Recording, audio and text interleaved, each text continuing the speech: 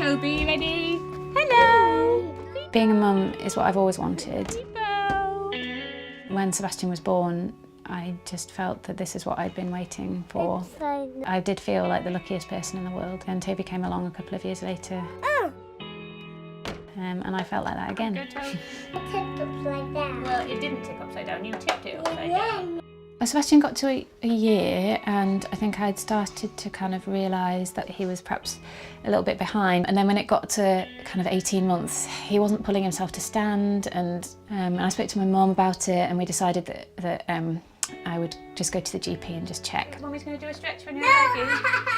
So Sebastian was almost 2.5 when he was diagnosed with Duchenne muscular dystrophy, and Duchenne is a progressive muscle wasting disease, which is life-limiting. Should we show them your hand stretches? And closer my... I mean, we were just completely devastated, really, and also just sort of lost in this whole world of not knowing how to deal with it, how to start dealing with it, what we should do, what the next step should be. After we've done stretches, would you like to go downstairs and make some gingerbread men? There was no one at the time to turn to ask for help. And my GP tried really hard to help, and she was really supportive, but there really wasn't a specialist service to refer me to. It just doesn't really exist.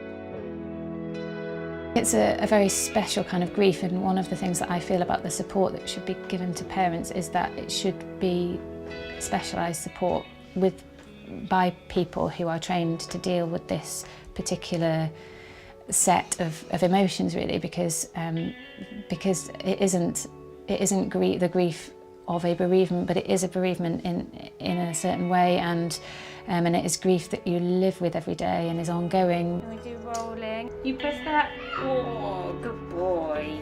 I think everything about the disease goes against the natural order of how life is supposed to be, because you're supposed to kind of watch your children develop and grow, and what Duchenne does is you learn to watch them decline, and their abilities decline at the age where they're supposed and become more dependent when they're supposed to be becoming more independent, and will need more support when they should want to have less support.